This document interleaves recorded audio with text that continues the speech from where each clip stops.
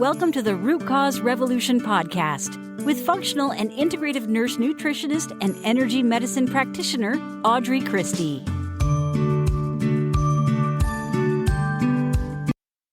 Hello and welcome to episode 279 of the Root Cause Revolution podcast. Today we're talking about energetic reasons, let's say, that you're stuck on your healing path.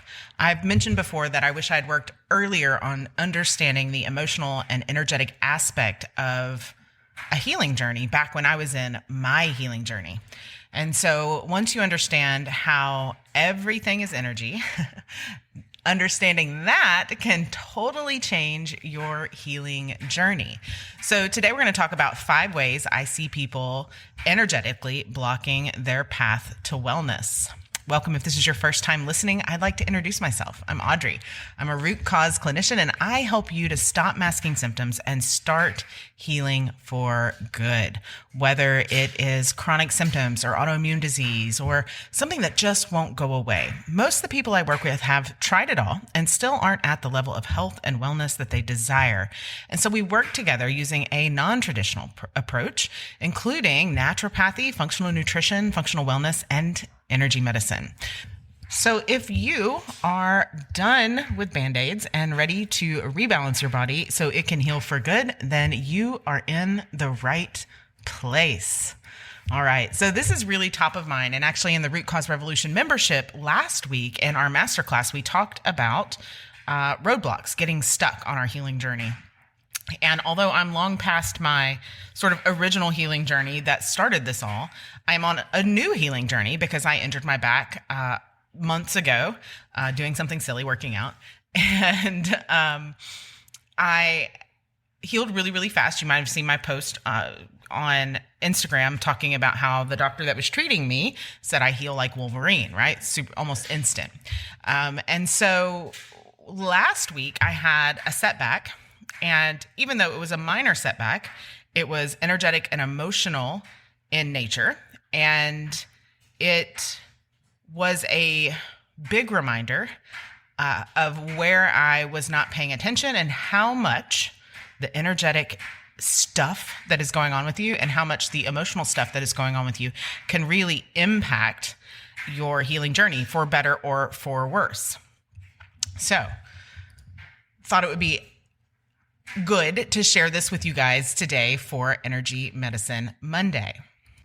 So the first one that I want to talk to you about is stress and trapped emotions, okay? This is a huge one, and I have seen it sort of played out, reminded time and time again that learning how to release stress, learning how to release trapped emotions is one of the most important skills that you can learn. 90% of all pain in our body that we experience is due to trapped emotional baggage, trapped energetic flows. So a block can exist on a physical, emotional, mental, or spiritual level. And it can really refer to any condition where the energy is not flowing. See, an emotion is energy in motion. So if the energy is not flowing freely, it can create a symptom or an illness. When our energetic pathways are clear and flowing, that's when you really experience a sense of well-being and health. And that's when you are able to turn around your health issues. So we have this like 2-directional stream of energy that flows through our bodies, right? One moving from the physical level towards the level of spirit and intention, and one moving from the level of spirit and intention towards the physical. It's an exchange. And so a block that is found on one level may very well have a root on another. So what I'm saying is that a physical condition can have a root in the spiritual realm and vice versa. And so to truly heal from a symptom, an illness, a collection of symptoms, the root cause has to be healed. It's like weeding a garden. And if you don't pull the weed up with the root, then guess what? It just re-goes. It comes back. You experience it over and over and over again. So even though I had done a really good job of healing the inflammation, the injury itself, what I rushed through was healing the emotional and energetic blockage that came either before or as a result of my back injury. And so it's not uncommon, even for people who know better, like myself, right? In our Western culture, we're really quick to presume and assume that a physical symptom is just a physical symptom. And I honestly assumed that with my back. I'm like, I've got all this. I'm doing this. I'm managing stress, blah, blah, blah. So it's possible, like as in a headache that comes from breathing in toxic fumes for hours, often a physical block has a root at a deep level of intention, attitude, or belief. So for example, a negative or untrue intention or belief leads to negative thoughts, which leads to negative emotions, which is just energy in motion, which leads to a physical symptom. And when that happens, in that example, there is a block existing on every level. But we can work on removing those blocks. We can reach a point of living from our conscious positive intention. We can create with purpose, and we can create with purpose according to our deepest longings and intentions. So we're also going to talk about some other types of blocks. Another type of block is what I call the support block, and that happens when you are not good at asking or receiving or accepting help. Right? If you're not able to ask for or receive help. I'm generally guilty of that. You can throw in a little bit of mix of control freak with there as well. And when you have that block, then that can show up in your physical body in numerous different ways.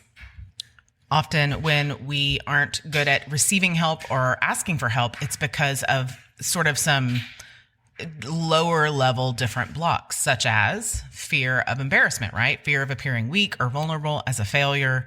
And so it can hold you back from asking for help. And all of those little fears, all of those little energetic blockages, if not dealt with, live inside your body and create blocks. You know, energetic blockages are just one of the root causes of diseases. We've talked about this over and over again. The other root causes are things like nutrient deficiencies and co-infections and all of the things, parasites and drainage problems and all of the things that go with it. You can find episodes about that in these pages or on this podcast as well. Another part of that, afraid to ask for or receive help and support is that deep down, somewhere in there, there's often a block around if you really, quote unquote, deserve help. Your conscious mind may be screaming at you, ask for help. But underneath, at your subconscious level, which is actually where about 95% of your day-to-day activity is actually operated at your subconscious level, it means that no matter how hard you just tell yourself that you want to change, if underneath you don't believe that you deserve it, then you will always somehow energetically, physically, mentally, emotionally create the chaos that leads to self-sabotage. So you have to get to the root in order to get through this process, in order to clear that blockage. Oftentimes for both of these energetic blocks or energetic reasons why you're stuck on your healing path, there's a really simple answer. It's not very fast. It takes time, but you can use emotional freedom technique tapping. I love the Tapping Source app for this. You can use meditations for stress, moving your body in a way that requires you to really feel your body. I generally recommend something like yoga for this. It really helps you to get in tune with where your body's at in space and what's going on inside your body, what messages your body is trying to release. I also really like emotional release techniques. And those are things I can help you with coding and releasing those emotions via an appointment if you'd like. And I'm also thinking about, if there's enough interest, putting together a little class where you can work through releasing your emotions as well, like doing DIYing it, if you will. All right. Now, the third block is a block on, let's call it an energetic bond or an energetic cord between you and sometimes yourself, past or present, an energetic cord between you and your diagnosis, or an energetic cord between you and your symptoms. I see this a lot when people are, really harping and marching on I am an autoimmune warrior, right? I am a rheumatoid warrior type situations, right? And a negative cord is an energetic structure that lies between you and something else. It could be another person, it could be yourself, it could be a diagnosis, it could be symptoms. And so when you form a relationship with this other entity, you make a connection, two types of connections, really. The first type of connection is a spiritual positive bond, and it contains energies like love and good times and lessons learned and fondness and affection and stuff like that. You might be thinking, Audrey, that's crazy with a diagnosis, but you have to understand that there is an instant hit of dopamine when you get that diagnosis. And then when you research and you do all the things to try to find out what you're going to do with that diagnosis. And then when you finally have a reason to tell people, I am not able to do this because I have blank, right? There's all of these little things that actually provide that kind of feedback for you. And then the second type of connection is a negative cord. And this is it's very different in energetic structure from a positive cord because it contains all the negative energies that have ever been a feature with your relationship to yourself, your diagnosis, your symptoms, or someone else. So you have, to make a real simple picture, you could use the example of an unfaithful partner, right? Encoded in this cord, you have the feelings of when you found out that your partner was cheating, right? There could be feelings of paranoia, inadequacy, rage, all of those things. But also in that same cord, there's a pattern of being in a relationship, of the good times, wanting to please your partner so that they won't ever leave you, right? When you split up, you may never see each other again, but that energetic cord still remains. And so this cord connects you and keeps those unhelpful patterns of dynamics, rage, inadequacy, paranoia, people pleasing, keeping quiet, and all of those things in your life. So if we look at this from the perspective of a diagnosis, now that you have kind of a person-to-person example, you are on your healing journey and people are commenting on how well you're doing and how much your energy levels improved and how great you look and all of these things. And then that stops, right? And then all that's left is a vacuum for all the negative things or the absence of the positive things that that diagnosis brought you, right? The attention, all of that eventually fades. And so it's really, really important to cut cords energetically with these things, these ideas, these emotions, and these people, and even yourself as you go through a healing journey. Otherwise, it can create a real blockage. It can create a point that you hit and you keep hitting over and over and over again where you just bounce back, where you have a setback, if you will. The next block I want to talk about is self-worth, okay? And we talked about this a little bit already, right? We talked about feeling like you deserve to heal, and that is certainly part of your healing journey, but deserving to heal and being deserving of being well, right? So as I said, identifying as a sick person, as an autoimmune warrior, as a chronic illness warrior, this is a block that keeps you stuck. So if you have Instagram handles, hashtags, t-shirts, mugs, get to the root of your limiting beliefs and throw that stuff out, right? Who do you identify as? Someone who is sick or someone who is well? Either are available to you.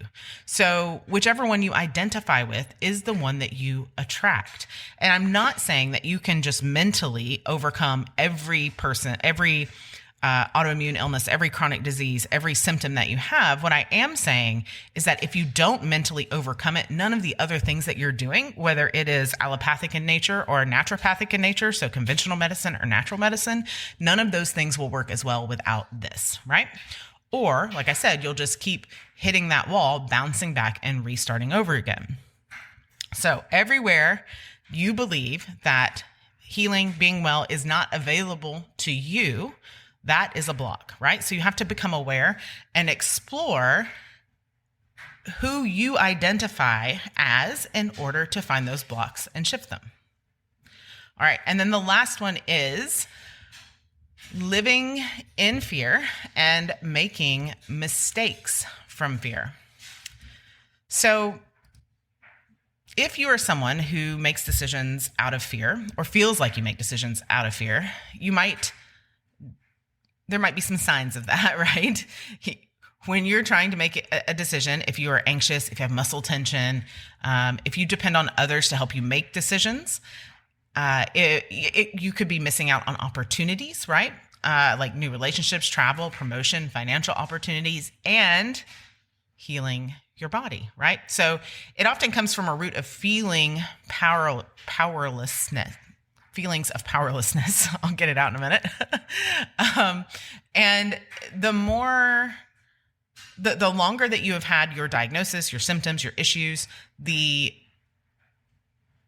more the chances are that you're making fear-based decisions. You want to try this, but you're scared of that. You want to try this, but you're scared of that. You want to try this medication, but you're scared of the side effects. You want to try this natural remedy, but you're afraid that it won't work and you'll spend your money and you won't be able to make the changes, all of these things. So you have to face your fears. You have to understand why you're on this journey, and you have to focus on your mindset, your mindfulness. You have to learn to check in with your body. So backtrack to yoga, to using your body as a human pendulum, noticing that your breathing may be shallow. So you really can check into your body and notice if you are experiencing those fear symptoms. You can also notice, or when you do notice, you can use those calming signals, grounding work, all of those things in order to help you to step out of a fear state and make a decision or move through a block without being in that sort of fear state. All right, that's a lot for an Energy Medicine Monday, but I wanted to share with you these ways in which I see people block their healing journeys, in which I have blocked my own healing journey. So I understand, I've been there. And so I want you to, especially if you're on a wellness journey or somebody that you love, is get curious about energy. Listen to this episode again, make some notes, listen to what might be true for you, and then start to work on those. And then watch how much your healing journey will radically shift. You'll take leaps and bounds forward in your healing journey. Remember that I am always rooting for you, friends. See you next time. Thank you for listening to the Root Cause Revolution podcast. Be sure and subscribe on your favorite podcast provider. Ratings and reviews are always appreciated.